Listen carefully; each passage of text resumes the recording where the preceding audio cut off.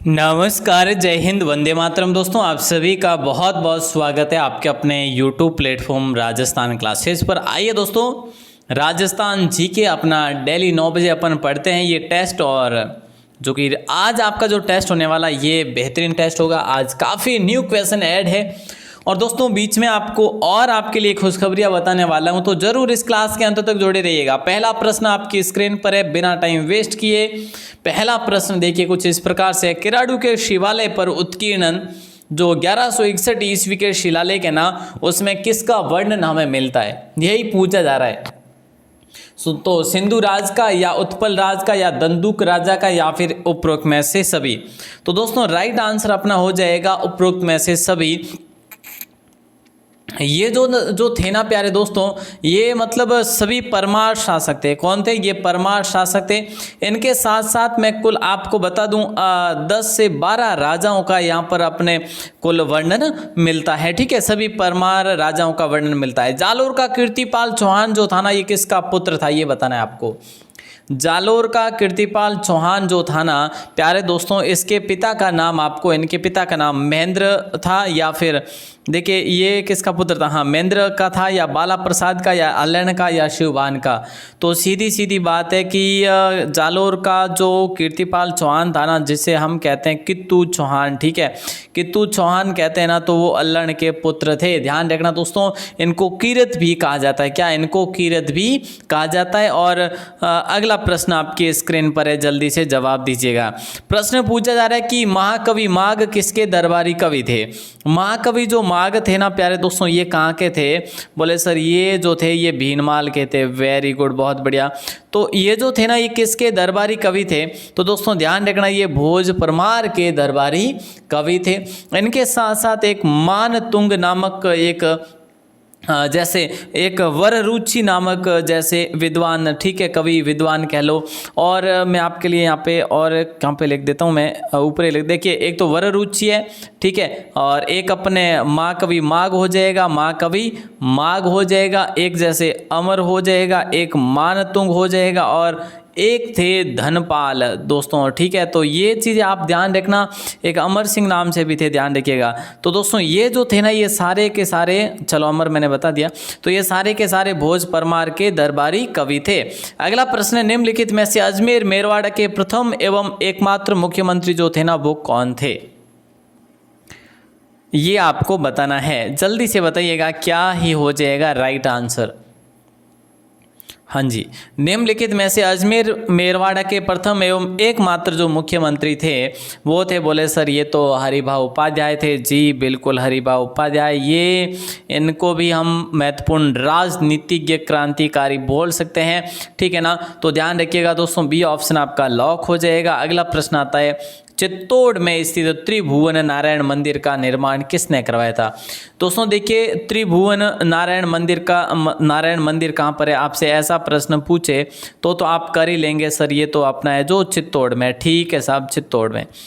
जब आपसे पूछे कि भाई इसका निर्माण किसने करवाया, तो ऐसे में आपको ध्यान रखना कि भोज परमार के द्वारा इसका निर्माण करवाया गया। और भोज जो था ना ये दोस्तों, ये भोज जो था ये मालवा का शासक था। कहाँ का? मालवा का परमार शासक था। और इसने लगभग 84 ग्रंथों की रचना भी की और माना जाता है कि लगभग 50 वर्ष के आसपास इन्होंने शासन भी किया था। अगला प्रश्न है, निम्नलिखित में से मंडोर के प्रतिहार कौन माने जाते थे? मतलब कि ये शूद्र माने जाते थे या क्षत्रिय या वैश्य या फिर ब्राह्मण। देखिए दोस्तों ये वेरी वेरी इंपॉर्टेंट क्वेश्चन है। और जो प्रतिहार थे ना, प्रतिहार शासक गुर्जर प्रतिहार, ये मंडोर और भीनमाल, यहाँ पर ये दोनों राजस्थान के मुख्य जो कि क्षेत्र थे इनके। और यहाँ पे अपना राइट आंसर हो जाएगा ब्राह्मण। आप दोस्तों आज कितने प्रश्न सही करते हैं वो आपको बताना होगा बाहर आके कमेंट सेक्शन में। और तब तक के लिए बस लास्ट तक बने रहिएगा, बड़ा आनंद आएगा। किसका प्राचीन नाम पल की नगरी है दोस्तों? पल की नगरी, ठीक है, क्या है? पल की नगरी। ध्यान रखिएगा, पल की नगरी जो है ना, इनमें से किसका प्राचीन नाम था? तो ध्यान रखिएगा, देखिए पालिका भीनमाल की बात करें तो श्रीमाल था, भीनमाल का तो ठीक है क्या था, श्रीमाल था। प्रतापगढ़ की बात करें तो उस समय ये 56 का मैदान कहलाया करता था, 56 का मैदान कहलाया करता था। और उदयपुर की बात करें तो शिवी कहलाया जाता था, ठीक है ना। तो ये चीज़ें भी आपको ध्यान रखनी है। साथ ही साथ सेकंड क्वेश्चन आता है आपका अगला, मतलब नेक्स्ट क्वेश्चन है कि राजस्थान का 32वां जिला जो है ना वो कौन सा है दोस्तों, करौली है। ये कब अस्तित्व में आया ये आपको बताना है। 9 जुलाई को, 19 जुलाई को, 29 जुलाई को, या फिर है जो 1 जुलाई को। 1997 में तो आया ही आया है, लेकिन ध्यान रखना 19 जुलाई लॉक करेंगे 1997 को, ठीक है ना प्यारे दोस्तों। बहुत इंपॉर्टेंट क्वेश्चन है और लॉक कीजिएगा फिलहाल बी ऑप्शन को। अगला प्रश्न आता है, इनमें से असंगत आपको बताना है।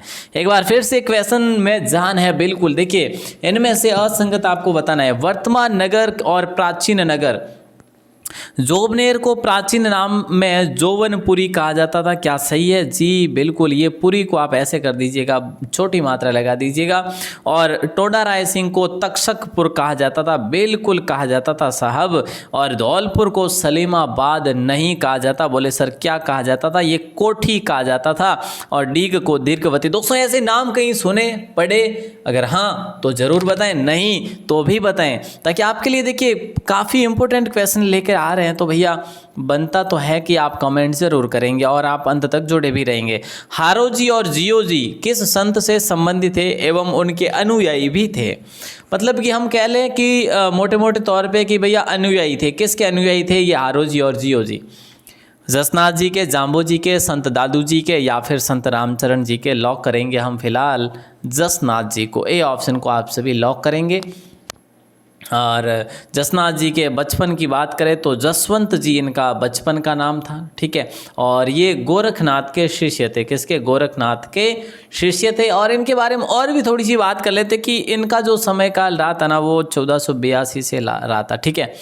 तो दोस्तों ध्यान रखना, अगला प्रश्न है राज रत्नाकर किसके समय लिखा गया था? यही तो आपको बताना है, बस सिंपल सा प्रश्न है, राज रत्नाकर किसके समय लिखा गया था? लिखा गया मतलब ग्रंथ है जो महाराणा जगत सिंह, महाराणा राज सिंह प्रथम, महाराणा सज्जन सिंह या महाराणा भीम सिंह। तो फिलहाल अपन लॉक करेंगे बी ऑप्शन को, महाराणा राज सिंह प्रथम को लॉक करेंगे, ठीक है। और राज रत्नाकर किसके समय में? महाराणा राज सिंह प्रथम के समय में। अच्छा, किसके द्वारा लिखा गया? तो ध्यान रखना कि सदाशिव के द्वारा लिखा गया, ठीक है। सदाशिव, कवि सदाशिव के द्वारा लिखा गया। तो ये चीज़ें आप लोग ध्यान रखेंगे जो मैं एडवांस आपको बताता हूँ। साथ ही साथ अगला प्रश्न है कि दादू दयाल के 2 विख्यात शिष्य जिन्होंने राजस्थान में प्राप्ति की, क्या प्रसिद्धि प्राप्त की? तो प्यारे दोस्तों नंबर 12 क्वेश्चन है आपका और राइट आंसर आप सभी का हो जाएगा। एक तो अपन रजब जी को कभी भूल नहीं पाएंगे भैया, बिल्कुल है, और सुंदर जी भी, ठीक है। तो फिलहाल अपना क्या हो जाएगा? B option. और ये क्वेश्चन जो है ना अभी पटवार एग्जाम में भी पूछा गया था।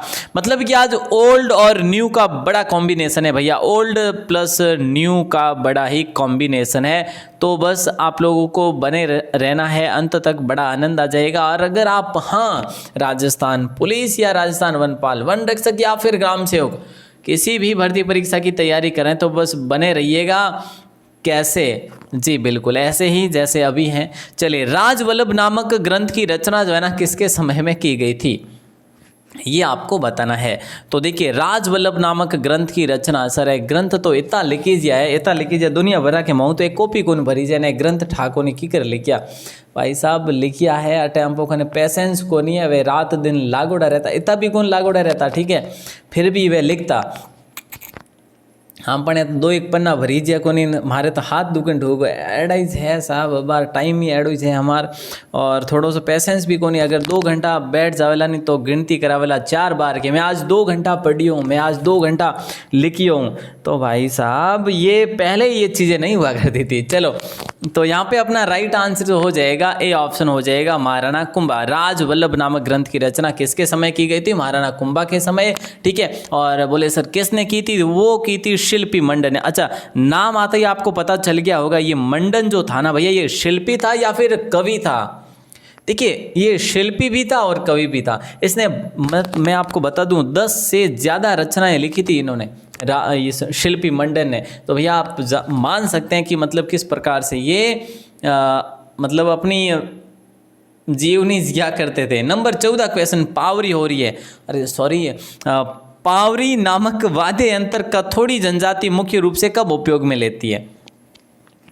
पावरी हो रही है या नहीं हो रही, लेकिन हमारा क्वेश्चन जो है ना कुछ उसी प्रकार से है कि पावरी नामक वाद्य यंत्र है दोस्तों, और ये कौन सी जनजाति है? कथोड़ी जनजाति अपने मतलब आपके लिए कब प्रयोग में लेती है? तो सीधी सीधी बात है कि मृत्यु के समय है। ये तो भैया मैंने कौन सी बुक से उठाया है, वैसे ये क्वेश्चन किसी एग्जाम में नहीं आया हुआ है, लेकिन ध्यान रखिएगा ये काफ़ी इंपॉर्टेंट क्वेश्चन हो सकता है आपके लिए। ऐसा भी पूछ ले कि पावरी नामक वाद्य यंत्र किस जाति से है, तो कथोड़ी जाति से है।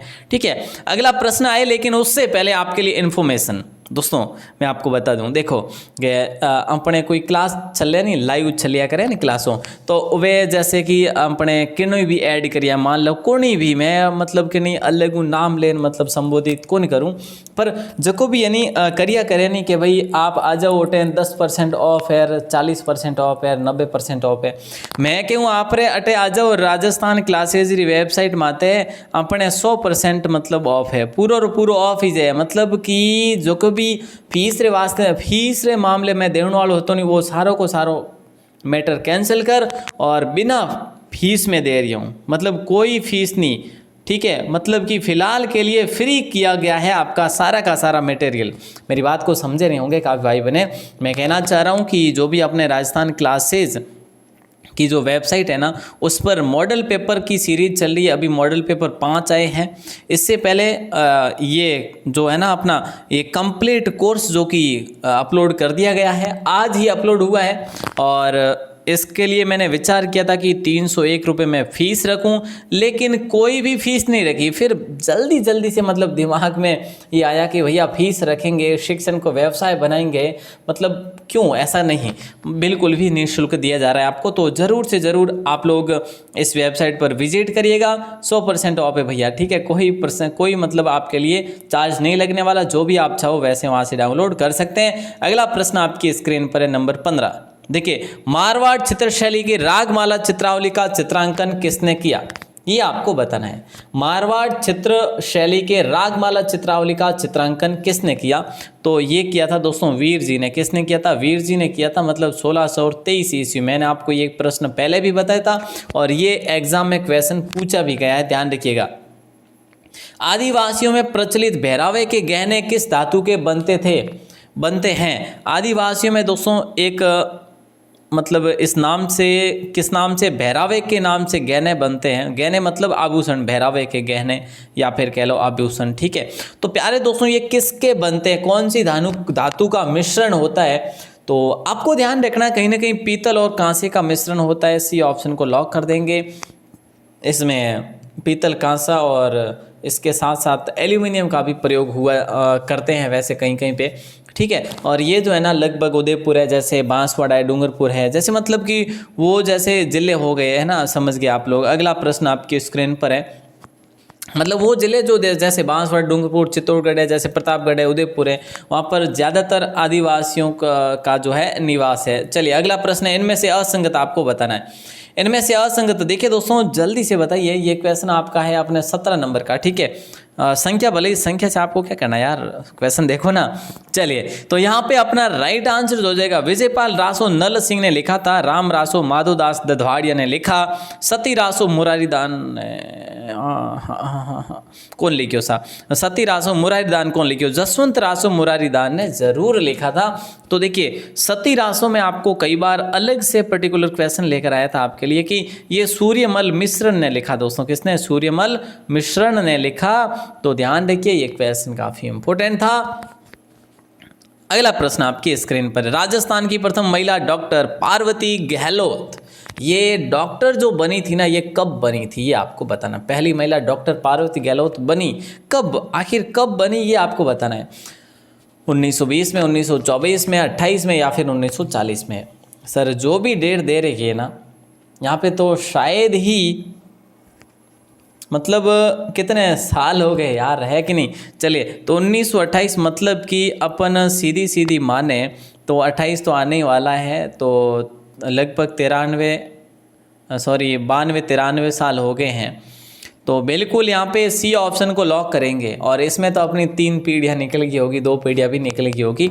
चलिए, और ये इन्होंने जो अपनी है ना डॉक्टर की उपाधि कह लो, या फिर इन्होंने अपनी जो डॉक्टरेट ली थी ना, जो स्टडी की थी ना, ये इंग्लैंड से की थी दोस्तों। ठीक है, तो ये प्रश्न काफ़ी इंपॉर्टेंट था। और अगला प्रश्न, जोधपुर में पुलिस कमिश्नर प्रणाली जो है ना लागू हुई, आखिर कब लागू हुई ये आपको बताना है। जल्दी बताइए। देखिए, बोले सर 2012 में तो हुई नहीं, 2011 को लॉक करेंगे, क्योंकि ये प्रश्न आई थिंक 10 दिन पहले ही आपको पूछा गया था। बस क्या ही बताएं, बी ऑप्शन को लॉक कर दीजिएगा। अगला प्रश्न आपकी स्क्रीन पर है कि परमहंस मंडली का संबंध राजस्थान में किससे है। आखिर कौन से संप्रदाय से जो परमहंस मंडली का संबंध है। बोले सर इसमें राइट आंसर हो जाएगा जसनाती संप्रदाय। क्या हो जाएगा, जसनाती संप्रदाय को लॉक करेंगे, मतलब बी ऑप्शन को। ओके सर, अगला प्रश्न आता है 1526 में हुए खानवा के युद्ध में बूंदी के किस शासक ने राणा सांगा का साथ दिया। अच्छा, एक मैं आपको वीडियो देने वाला हूँ, राणा सांगा का साथ किस किस शासकों ने दिया। पाती पर्वन नामक जो रिवाज थी, इसको पुनः चालू किया था राणा सांगा ने। मतलब एक ही ध्वज के नीचे सारे राजपूत राजा इकट्ठे हो गए थे, सब अपनी अपनी पाती देने के लिए आए थे। पाती मतलब कि अपना अपना भाग देने आए थे कि भाई ये हिस्सा मेरा, ये हिस्सा मेरा, मतलब अपनी तरफ से सभी सहयोग करने आए थे। चलिए, तो यहाँ पे फिलहाल लॉक कर देंगे अपन यहाँ पे डी ऑप्शन को। ठीक है, कौन से को।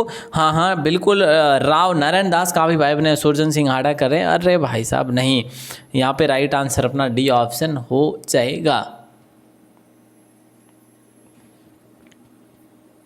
अगला प्रश्न आपके स्क्रीन पर है, मधुकैट भरीपू मंदिर कहाँ पर है। ये राजस्थान में है क्या। मधुकैट भरीपू मंदिर, मधुकैट भरीपू मंदिर राजस्थान में है क्या। हाँ जी, राजस्थान में।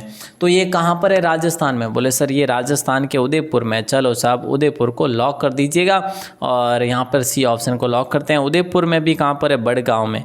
अच्छा, बड़गांव में, बड़गांव और कहाँ पर है। बोले सर और बड़गांव अपने कहाँ पर है, कहीं पे है क्या। आप में से किसी के कहीं पे हो तो बताइए, मुझे तो नहीं पता कि बड़गांव कहीं है। मतलब वो ज़रूर है अपना, उसको क्या बोलते हैं, चलो अब मुझे भी याद नहीं आ रहा, सॉरी।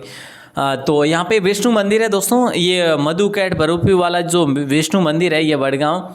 और अगला प्रश्न आपकी स्क्रीन पर है, 1734 से लेकर 1748 तक दलेल सिंह कोटा का शासक था, या बूंदी का शासक था, या जयपुर का, या अलवर का। देखिए दोस्तों, दलेल सिंह आपने जयपुर का तो नहीं पढ़ा, तो जयपुर को हटा दीजिएगा।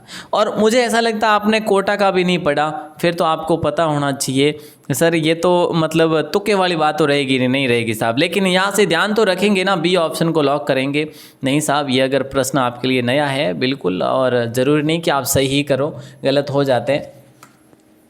तो यहाँ पे राइट आंसर आप सभी का हो जाएगा। और इसको जो है ना सवाई जय सिंह ने ही मतलब इसको किया था, मतलब मनोनीत ही शासक बना दिया था कि भैया तू मतलब आबाद रहे और ऐश कर, बस मैं जब तक जयपुर का शासक हूँ। चलिए, अगला प्रश्न है, अर्जुन लाल सेठी का जन्म कब हुआ था। अर्जुन लाल सेठी के जन्म की बात करें 8 मार्च 1881, 10 अप्रैल 1875, 9 सितंबर 1880, या फिर 25 अगस्त 1879। तो दोस्तों 9 सितंबर 1880 हो जाएगा आपका, सी ऑप्शन को लॉक कर देंगे। और अच्छा, आपको पता है अर्जुन लाल सेठी ने ही कहा था, मतलब इन्होंने अपना जिलाधीश पद को छोड़ दिया था, और छोड़ते हुए ये कहा था कि अगर अर्जुन लाल नौकरी करेगा तो अंग्रेज़ों को भारत से बाहर कौन निकालेगा। ये अर्जुन लाल सेठी साहब ने ही कहा था भैया जी। अगला प्रश्न आता है, राव चंद्रसेन का शासनकाल जो रहा था ना, वो कब से कब तक रहा था। दोस्तों वैसे राव चंद्रसेन की बात करें तो इनको टिकने दिया ही नहीं, ये लगभग भाद्र जून में ही रहे, या फिर आप कह सकते हैं पहाड़ी इलाकों में ही रहे। वैसे भाद्र जून जालोर है, जैसे पाली है, सिरोही वगैरह, यहीं पे रहे थे ये। तो यहाँ पे अपना 1562 से लेकर 1581 तक ये शासक रहे थे, और यहाँ पे डी ऑप्शन को लॉक कर देंगे। फिर मोटा राजा उदय सिंह को भी वैसे बना दिया था यहाँ का शासक प्रशासक। चलिए, तो यहाँ पे अपना राइट आंसर हो जाएगा डी ऑप्शन। अगला प्रश्न आपकी स्क्रीन पर है कि मेवाड़ राज्य में प्रारंभिक सिक्के जो है ना किस धातु के थे, मतलब मेवाड़ राज्य में सबसे पहले जो सिक्के शुरू हुए थे ना वो कौन सी धातु के थे? तांबे और लोहे के, चांदी लोहा और तांबा, या सोने और लोहे, या सोने चांदी, या फिर मतलब अपना तांबा। हाँ जी बिल्कुल, तो डी ऑप्शन को आप सभी लॉक ही करेंगे। इसको है ना आपको पता है इंडो-सेसेनियन सिक्के भी कहा जाता था इसको, ठीक है। तो डी ऑप्शन को आप सभी ने लॉक किया कि नहीं किया? हाँ सर कर तो दिया, चलो बढ़िया। अनूप सिंह को माही मरातीब की उपाधि किसने दी थी आखिर, ये बताइए। हम कहते हैं ना माही देखिए माही भरातीब है ये, आई थिंक है ना, भरातीब की उपाधि जो है ना, माही भरातीब की उपाधि किसने दी थी अनूप सिंह को? अनूप सिंह बीकानेर के शासक थे और बीकानेर में विद्वानों के संरक्षण दाता भी इनको बोला जा सकता है, आप कह सकते हो विद्वानों को संरक्षण देने वाले, ठीक है। और ये मतलब बीजापुर की लड़ाई में मतलब साथ में था, ठीक है, शाही सेना के साथ में था, और गोलकुंडा की लड़ाई में भी शाही सेना के साथ में था। तो ये औरंगजेब ने इनको माही भरातीब की उपाधि दी थी। अगला प्रश्न आपकी स्क्रीन पर है, देखो तो जरा, देखिए वर्सलपुर विजय की रचना किसने की थी? वर्सलपुर विजय, सर कहाँ से लाते हैं ऐसी नई नई रचनाएं भाई साहब? ये मतलब उन कवियों के नाम आपके समक्ष आ रहे जिनके नाम दबे हुए थे कहीं ना कहीं, है कि नहीं? बिल्कुल साहब, यहाँ पे फिलहाल अपना राइट आंसर हो जाएगा मथेरण जोगीदास। वर्सलपुर विजय की रचना जो है ना मथेरण जोगीदास ने की थी। और अगला प्रश्न आपकी स्क्रीन पर है, राज्य के किस मुख्य सचिव का कार्यकाल सर्वाधिक रहा? राजस्थान के किस मुख्य सचिव का कार्यकाल जो है ना ये सर्वाधिक रहा था? तो वैसे पहले की बात करें, ये तो राधाकृष्णन तो प्रथम बने थे जो कि 1949 को बने थे, है ना। और जब आपसे बात करें कि सर्वाधिक की बात करें ना, तो आप भगवंत सिंह मेहता को लॉक करेंगे। इन्होंने अपना जो है ना सर्वाधिक कार्यकाल इन्होंने दिया, और सबसे कम जो कार्यकाल दिया वो दिया था निहाल चंद ने, ठीक है। किसने? निहाल चंद गोयल थे, उन्होंने दिया था, मतलब उन्होंने 4 महीने ही दिए थे मात्र। अगला प्रश्न आता है, महाकवि पद्माकर किसके दरबार की शोभा थे? शोभा कह लो, या फिर अगर कवि थे तो दरबार में वे कहीं ना कहीं शोभा रूपी ही हुआ करते थे, ठीक है। जिस प्रकार से राजस्थान क्लासेस में जो रेगुलर भाई बहनों का जो आवागमन है, उसी प्रकार से दरबार की शोभा कवि हुआ करते थे, जिस प्रकार से राजस्थान क्लासेस की शोभा आप लोग हैं, है ना। चलिए, तो यहाँ पे राइट आंसर अपना जयपुर नरेश जगत सिंह के दरबार की शोभा थे पद्माकर। ओके, डी ऑप्शन को, शोभा कोई ये लड़की का नाम नहीं है कि शोभा थे, ठीक है। ऐसे थोड़ा सा ध्यान रखिए भैया, मजा कर हम, वैसे ध्यान रखने वाली बात तो इतनी नहीं है कि अपन 5वीं 7वीं क्लास के बंदे नहीं है या फिर 1st 2nd के नहीं है ना। चलिए, तो भाटीनामा किसके द्वारा लिखित ग्रंथ है? भाटीनामा सर कितने की ग्रंथ है? ग्रंथ भूप है साहब। अगर ग्रंथों की अलग से क्लास भी ले ली जाए ना तो हज़ारों क्वेश्चन बन सकते हैं। भाटीनामा किसके द्वारा लिखित ग्रंथ है? तो राइट आंसर अपना हो जाएगा मेहता अजीत सिंह के द्वारा लिखित है भाटीनामा। कवि तेज ने स्वतंत्र बावनी लिखा था, याद नहीं है क्या? सर याद तो है, तो याद है फिर तो आप ज़रूर लिख सकते हैं। और माधव दान ने आपको पता हो तो रामदेव चरित्र लिखा था दोस्तों, क्या? रामदेव चरित्र। तो फिलहाल के लिए इतना ही, मतलब कि तीनों में इतना ही। अगला प्रश्न नंबर 32 आपकी स्क्रीन पर, वैष्णव धर्म का सर्वप्रथम उल्लेख अपने राजस्थान में कहाँ से मिलता है? हमें बताइए दोस्तों। राजस्थान राज्य में वैष्णव धर्म का उल्लेख सबसे पहले हमें मिलता है गोसुंडी अभिलेख से, और ये अभिलेख है चित्तौड़गढ़ में दोस्तों। कहाँ पर है? चित्तौड़गढ़ में स्थित है। और अगला प्रश्न आपकी स्क्रीन पर, ये वैष्णव धर्म का सबसे पहला अभिलेख गोसुंडी अभिलेख में, गोसुंडी लेख में मिलता है, ध्यान रखिए। अंग्रेजों के द्वारा किस शासक को 41 परगने उपहार में दिए गए थे? ऐसा कौन सा शासक था जिसने 41 परगने मतलब कि अंग्रेजों से ले लिए थे भैया? ऐसा कौन सा काम कर दिया था, मतलब है ना। तो काम तो खूब किया था, मतलब 1857 की जो क्रांति थी ना, उस क्रांति में उस शासक ने महत्वपूर्ण भूमिका निभाई थी। महाराजा सरदार सिंह जो कि बीकानेर के थे दोस्तों, और ये 1857 की क्रांति में अंग्रेज़ों की सहायता करने के लिए, मतलब ये यहाँ से लेकर मतलब वहाँ तक पहुँच गए थे सर। कहाँ तक?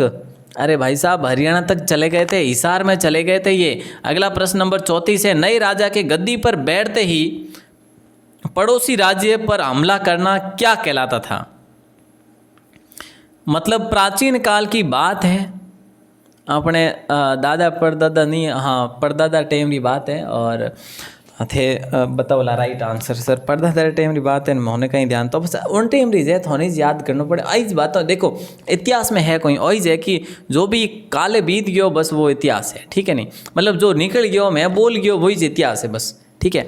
तो जो भी है इतिहास की बातें हैं, मतलब जितनी भी पुरानी होगी वो हमें याद रखनी पड़ेगी। यहाँ पे फिलहाल अपना राइट आंसर ए ऑप्शन होगा टीका दौड़, उसको टीका दौड़ कहा जाता था, ठीक है। और गागराणो ये पुनर्विवाह से संबंधित है गागराणो, ठीक है। और सवामणि ये भी सवामण कुछ इस प्रकार से ही रीति रिवाज थी। और अगला प्रश्न है कि सूर्यमल मिश्रण का जन्म कहाँ पर हुआ था, ये बताइए। बताओ साहब बताओ क्या हो जाएगा राइट आंसर, और जल्दी से बताइए, देखते हैं कौन कौन बताते हैं फिर बढ़ते हैं आगे। और यहाँ पे राइट आंसर सूर्यमल मिश्रण का जन्म हुआ था हरियाणा गांव में। दोस्तों कौन से गांव में? हरियाणा गांव बूंदी में हुआ था ना 1815 में। सर 1815 में हुआ था क्या? अरे साहब मैंने आपको बताया तो था 3 दिन पहले ही, ठीक है ना। और ये राम सिंह के दरबार की शोभा थे ये, है ना। इलान देनी अपनी हालरी होल रहा है, इन्हीं का अपन ने श्लोक ले रखा है। अगला प्रश्न है कच्ची घोड़ी नृत्य में प्रयोग नहीं होता, इनमें से क्या प्रयोग नहीं होता कच्ची घोड़ी नृत्य में? कच्ची घोड़ी नृत्य शेखावाटी का है दोस्तों, कहाँ का है? शेखावाटी का है। और इनमें क्या प्रयुक्त नहीं होता? देखिए इसमें ढोल प्रयोग होता है, थालियां भी होती है, बांकिया भी होता है, तीनों जो वाद्य अंतर है या फिर वाद्य कह लो ये तीनों होते हैं, लेकिन डमरू जो है ये इसमें नहीं होता, ठीक है। डमरू इसमें प्रयुक्त नहीं होता। अगला प्रश्न है चूड़ा कर्म से क्या तात्पर्य बताइए। चूड़ा कर्म से तात्पर्य क्या है? दोस्तों आज मैंने एडवांस थोड़ा सा ज़्यादा ही बताया और टाइम भी लिया आपका। तो चूड़ा कर्म से तात्पर्य क्या है पता है आपको? शिशु के बाल कटवाना, मतलब शिशु के बाल कटवाना, मतलब आप सीधी सीधी बात में कहो तो मुंडवाणो भी कह सको, ठीक है नहीं।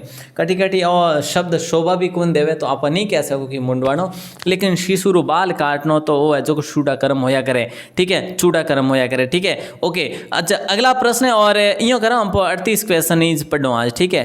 कार करिया तो यही गणी है कौन यही निहाल कर दे करने वाला आज रे दिन वास्ते, तो ठीक है। लेकिन आज तो मैं साहब घनी मैटर दियो आपने, घनी मैटर दियो, घनी कंटेंट दियो। आज मॉडल पेपर दिया आपने रीजनिंग री पीडीएफ दी, आपने कंप्यूटर री पीडीएफ दी, मतलब बहुत बढ़िया मैटर दियो है। लेकिन आप लोगों को डाउनलोड करियो या पढ़ियो कहीं करियो वो आपने ध्यान है सा, मन तो की ध्यान को नहीं है कि नहीं। मैं तो अटून अपलोड कर सकूँ, बाकी डाउनलोड करना थोड़ा मोबाइल थोड़े हाथ में है कि नहीं, सही सर।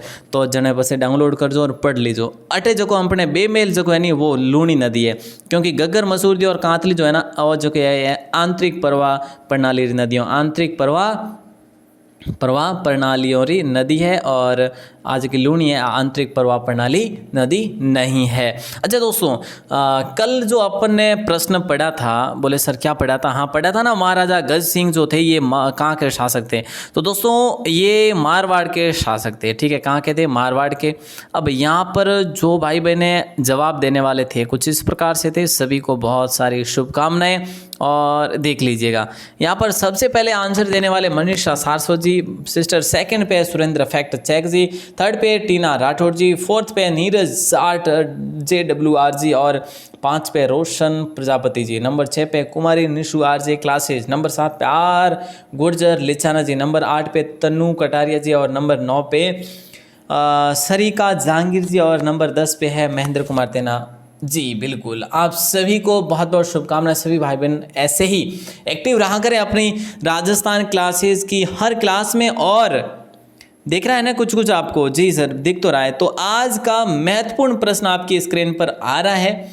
उससे पहले बता दूं आपको कि आपने अपना कीबोर्ड तैयार रखा कि नहीं? सर रखा है। चलो साहब ये लो, 1938 में जयपुर प्रजामंडल के अध्यक्ष कौन बने थे? आपको पता होगा जयपुर जो प्रजामंडल था उसका पुनर्गठन भी किया गया। सबसे पहले 1931, उसके बाद 1936 और उसके बाद 1938, ठीक है। तो तीनों में अलग अलग अध्यक्ष बने थे, और इस 1938 के अध्यक्ष जो रहे थे वो कौन थे? बस यही आपको बताना है, बाकी कोई लंबी चौड़ी कहानी नहीं पूछ रहा आपको। और दोस्तों मैंने आपको बताया आज मैंने आपको मॉडल पेपर भी दिए, ठीक है। प्रैक्टिस सेट दिया किसका?